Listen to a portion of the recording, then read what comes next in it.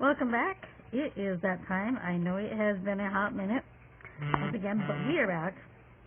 We're going to talk about Friday Night Smackdown. So this was night one of the WWE draft. Happened on April 26th. I know I'm a little late. So we're going to jump right into this. So Roman was supposed to be part of this WWE draft with the Bloodline. And this is how we start the show, with Paul Heyman announcing that Roman had withdrawn himself from eligibility for the draft. We'll see where this leads. We've seen some of it at this point. We see some of it at Backlash. So we'll get more into that as time goes on. Okay. So Corey Graves welcomes us to the draft. And we start the show then with the contract signing between Cody Rhodes and AJ Styles, which is set to take place, or did take place at Backlash. We'll talk about that later. At any rate, this was actually, for a contract signing, pretty tame. Honestly, both people had their things to say. And I say tame, what I mean more is, in that respect, I mean physically tame. Usually there's tables flipping over and everything else, and we didn't necessarily get that here. They focused mostly with their words, which is what drew you to this match. So there is that.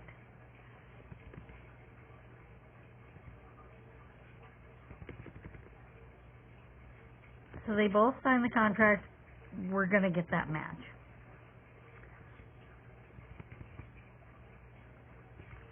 We then move to the first picks for the draft.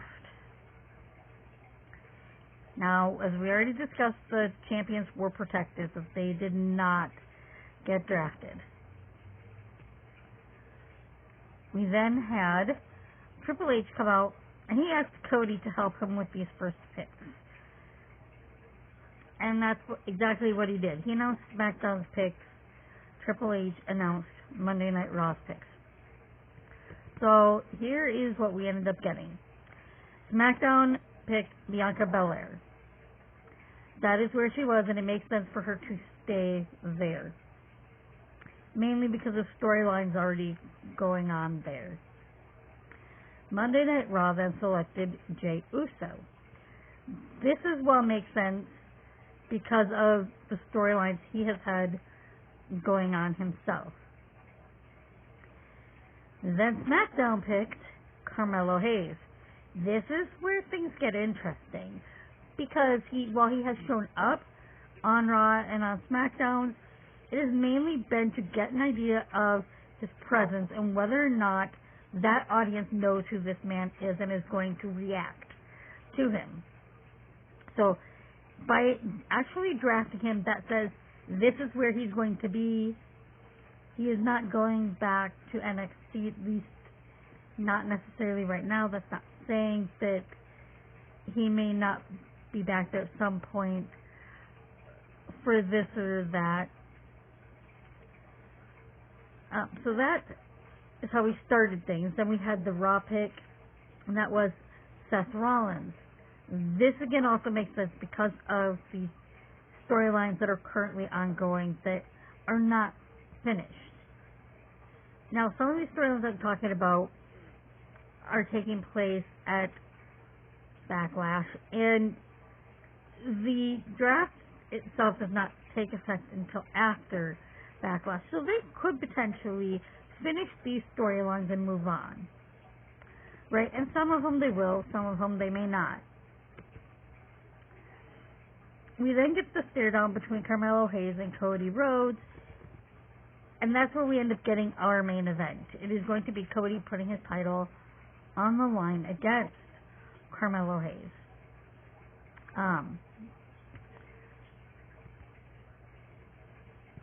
It may not be for the... No, it was not a title.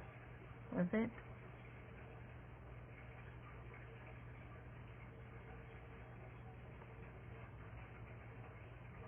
No, it was just the main event match. It was not for the title. Okay.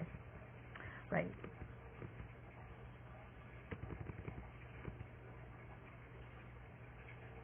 Okay. So we had Legado del Fantasma against the LWO. That was a fun match.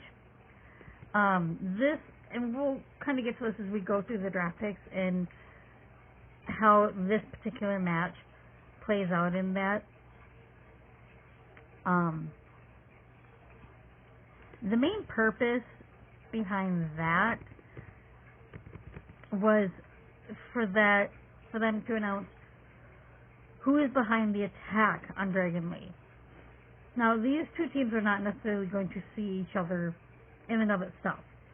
And you'll see that as I discuss draft picks as we get through the second night of the draft. But what this does is it moves a different storyline forward. So what we end up getting is the footage from the attack on Dragon Lee. This took place before WrestleMania because Dragon Lee was supposed to be Rey Mysterio's partner. And then he ended up getting taken out. The footage shows that it was Carlito that attacked Dragon Lee. We'll get more into exactly what his reasoning was, and to some extent it makes sense, to some extent it does not, but it gives us a storyline moving forward. And we'll talk about that here in a little bit. Mostly it's because this team was selected together. When they put the draft together, the LWO was going to be selected as a team, and that included Carlito. That team did. So, we had Braun Breaker versus Cedric Alexander. That was an interesting little match, mostly trying to kind of get Braun Breaker over. It got them on the show, which is good.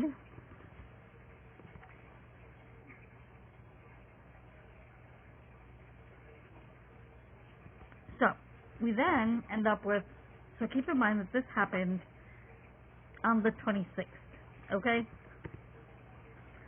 So, what this does, at this point we did not have a match for Bayley at this moment. But what we end up getting is the answer to that question. And we'll talk about that because that match does not it happens. So we're going to have Naomi versus Tiffany. And the winner of that is supposed to indicate who is going to be challenging Bayley. We'll get the answer to that here in a second. We then have the second round of the draft, Tori Wilson and Michelle McCool coming on out. Michelle McCool announced the SmackDown picks. Tori announced the Raw picks. So, SmackDown picked Randy Orton. So he stays on SmackDown. That's not a terrible thing. It's fine. There's things that he needs to do there. It works to keep him there. Then Raw picked Braun Breaker. This should be interesting. This is going to give Braun Breaker some new people to go up against. SmackDown then picked Nia Jax, which is interesting. So Nia has primarily been showing up on Monday Night Raw. So by moving her to SmackDown, first of all, this takes her away from Becky Lynch, Liv Morgan, Rhea Ripley. It's going to give her a whole new host of people to go up against, which is good. They have been doing very good things with her, having her go over these competitors. So it's good to have her now get a different set of women to compete against.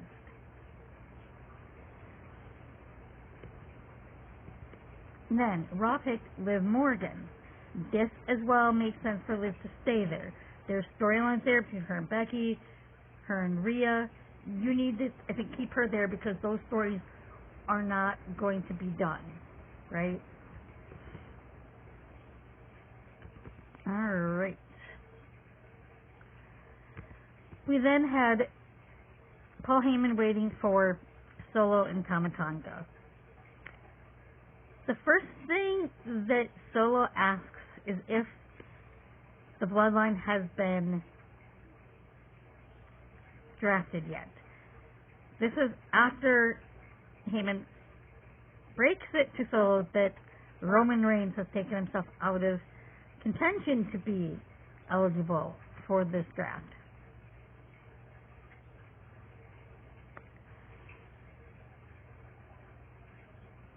This gets kind of interesting. Solo's not happy about the fact that they had not been drafted yet. Even more so because part of the reason that Heyman believes they have not is because no one knows exactly what to expect of that bloodline because he keeps adding people is the way that Paul put it. Of course, Kevin Owens attacks Tama Tonga from behind. This adds to everything going on there.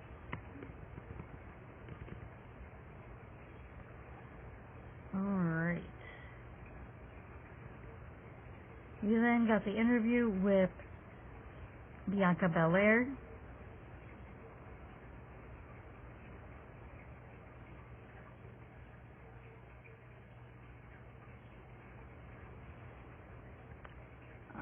Damage Control comes out and is talking to her. At that point, Bianca is set to team up with Jade to take on the Kabuki Warriors.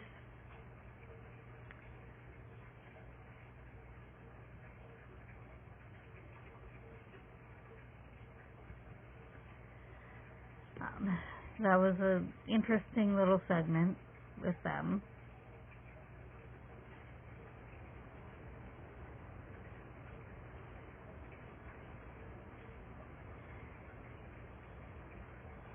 Then we have, this was when, well, they're all in the ring arguing. Kevin Owens and Tama Tonga come through the entrance ramp. They're attacking each other, continuing that whole scenario. I am liking the way that they're doing those things. Then Randy comes out. This is what we're getting. We're getting that that tag team match, Tama Tonga, Solo, Randy, and KO.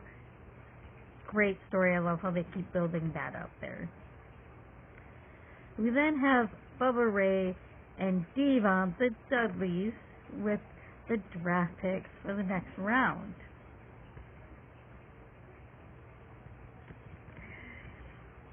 Alright. We then have our picks. Smackdown picked LA Knight. So he will stay Smackdown. And that makes sense. There are still things that LA Knight needs to do on Monday Night Raw. Or on SmackDown. I'm sorry. I moved on here. So Monday Night Raw picked Ricochet. And I think Ricochet still had plenty to do on Monday Night Raw. So it makes sense for him to stay there. Then SmackDown picks Solo Sikoa and Tama Tonga. This makes sense as well. When you have Randy Orton already picked for SmackDown, you need to keep that the same. We then had Sheamus picked for Monday Night Raw. That will be fun to have Sheamus back on Monday Night Raw. We then get our number one contenders match for the WWE Women's Championship. Now, this ends up being a no contest because Nia Jax first attacks Bayley and then attacks both Naomi and Tiffany. So what this does is it allows for the triple threat at Backlash. And that is what we got. We'll talk about that when we get to Backlash.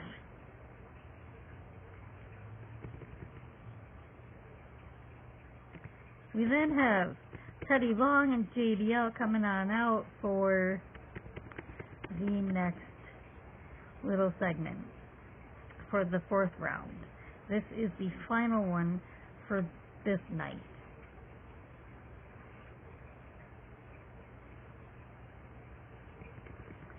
So for that round we had SmackDown picking AJ Styles. Makes sense. He is going after Cody Rhodes and that Universal Championship. So it makes sense for him to stay there. He also, I'm sure, is not finished with LA Knight, so it makes sense for that story to continue, especially with the 3 of them. Then Monday Night Raw picked Chad Gable, Otis, Akira Tozawa, and Maxine Dupree, the Alpha Academy. So that's nice that they are going to be staying on Monday Night Raw. I think that was a good choice. Interestingly, we have Andrade being picked to SmackDown. That'll be fun. We'll give us some new opponents for Andrade.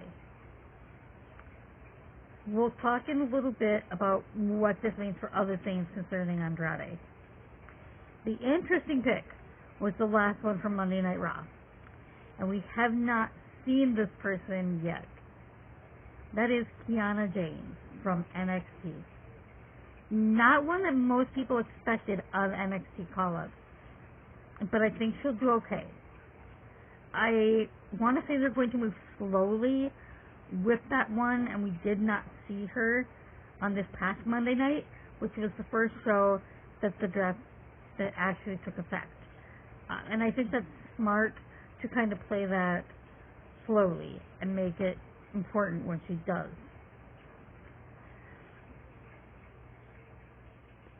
Alright.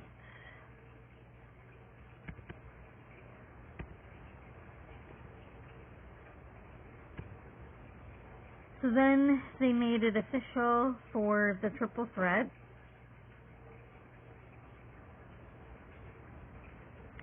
And then they also announced officially the match between the Bloodline, Talatanga, and Solo, and Kevin Owens, and Randy Orton. So that just was made official that particular night. We've had issues there, but this made it official. We then have our main event, Carmelo Hayes, Cody Rhodes. As great as Carmelo Hayes is, I think it was the right call to have Cody take the win here. They gave Carmelo a lot of time, gave him some good spots. It's a good way to start for Carmelo. We then had showdown between Cody and AJ Styles after Cody won that match. Alright. So that was the recap of Friday Night SmackDown on April 26th. Let me know what you guys think. Agree, disagree. I know there have been a lot of feelings about the changes and how few there were necessarily between Raw and SmackDown this year. Let me know your thoughts, and we'll see you next time.